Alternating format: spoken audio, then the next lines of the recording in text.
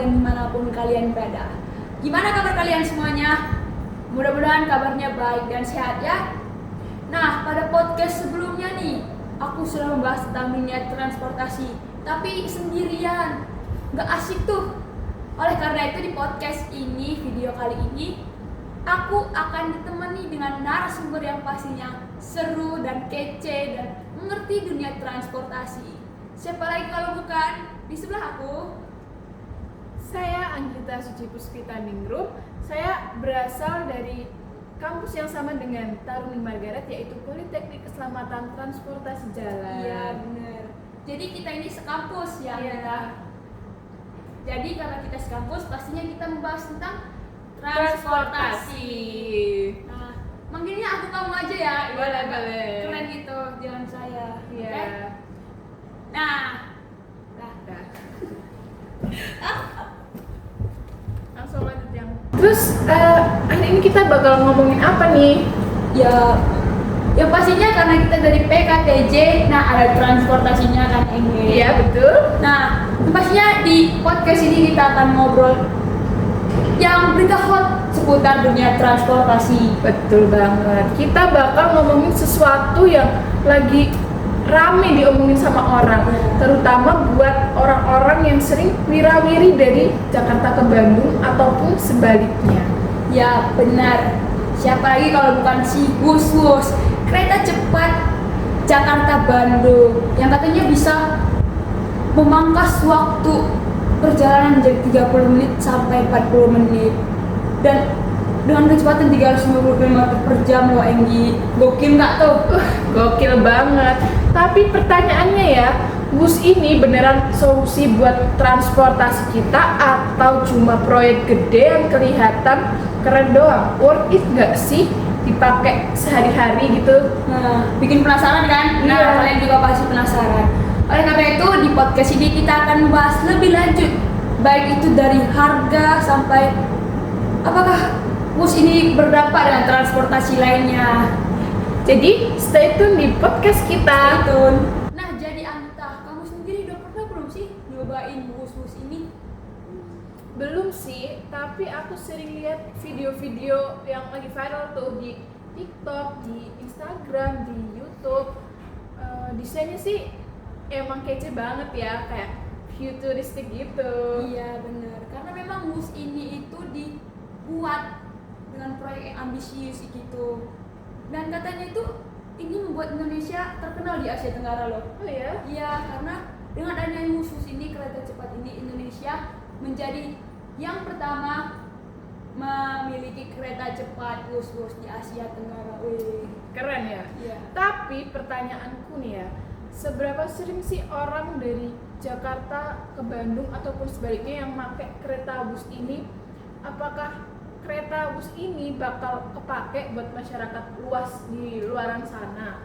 Nah itu dia, kalau kita lihat nih transportasi yang bolak-balik Jakarta Bandung itu bukan hanya bus-bus, banyak transportasi lain seperti mobil pribadi yang lewat tol Cipularang, naik travel juga bisa, KRL, Argo Parayangan, yang transportasi ini tuh lebih murah dari bus-bus.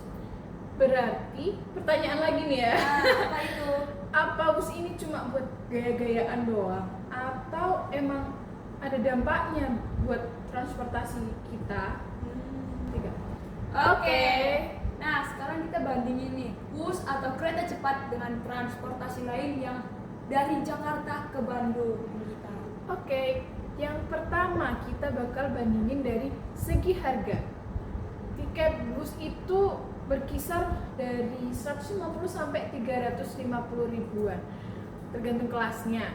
Sementara kalau pakai Argo Parahyangan kita cuma ngeluarin uang sekitar 100 ribuan aja. Nah, bener ya, lebih murah ya. Iya. Apalagi kalau naik travel, yang dimana kita itu kalau naik travel kan langsung ke rumah langsung tuh. Depan atau rumah ya. Dijemput dia langsung ke tujuan. Dan dengan harga cuma 200 atau sekitar 100 sampai 200 ribu lah ini. Terus kalau kita pengen naik mobil pribadi juga paling cuma ngeluarin untuk biaya tol sama bensin, itu aja cuma sekitar 200 ribuan. Tapi kan itu fleksibel ya, enak, kita mau mampir, mau istirahat, mau jajan di rest area, Benar. suka Snack kita, ya, iya. lebih fleksibel. Nah, jadi dengan perbandingan harga ini nih, dengan segi harga, bus ini tergolong dalam kategori yang bisa dibilang gimana yang kita? Kalau kataku sih ya, mahal ya. Kalau menurutmu gimana?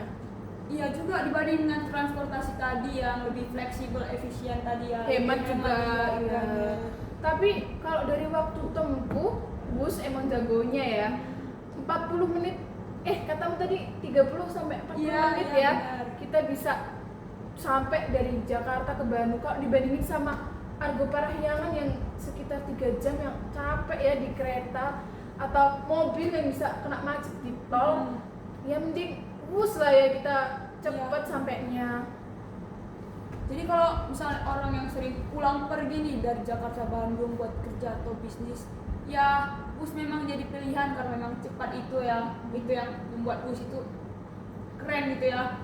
Betul, tapi kalau buat backpacker atau mahasiswa kayak kita nih yang cari yang murah-murah aja gitu, Iya. bus tuh kayaknya kurang menarik gitu Iya, ya. terlalu mahal ya untuk kita nih di dompet kita yang Iya, kering-kering. Iya.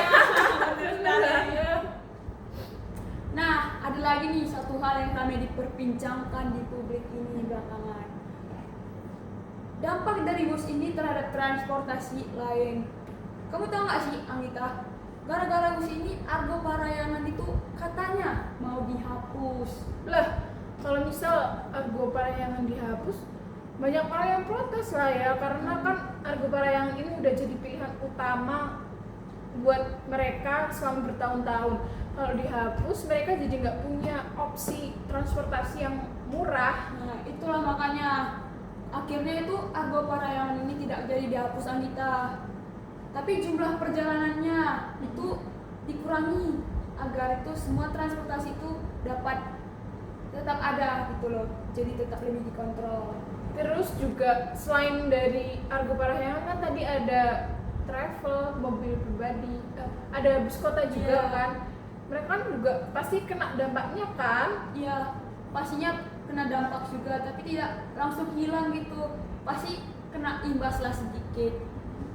Tapi kan travel dan bus itu tetap menjadi pilihan yang fleksibel bagi tiap-tiap orang. Kayak yang kita bilang tadi Iya. ya.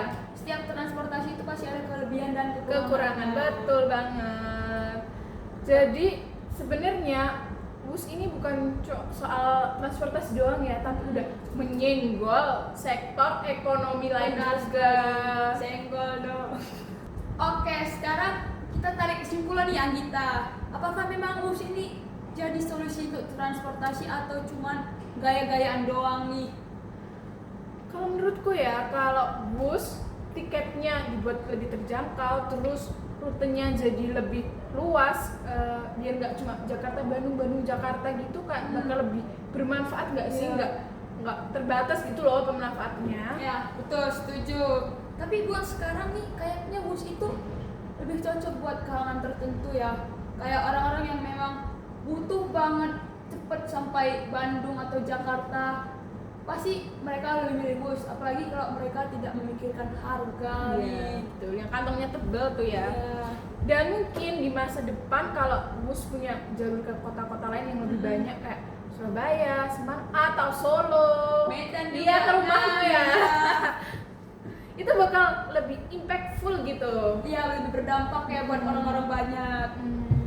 Nah, jadi bus ini bukan proyek yang sia-sia ya teman-teman, tapi masih banyak tantangan yang harus diperbaiki, yang harus Tingkatkan, Iya. ya.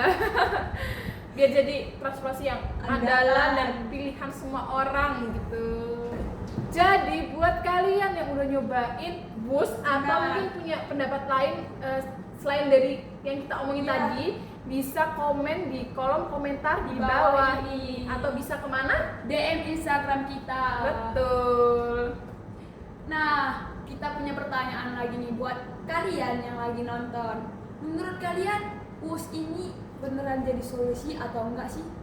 Atau hanya untuk gaya-gayaan? Worth it atau enggak untuk kita pakai dengan harga yang segitunya? Dijawab ya.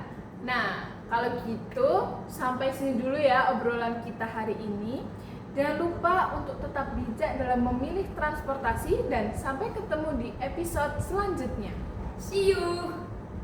Jangan lupa untuk naik transportasi yang menurut budget kalian, oke?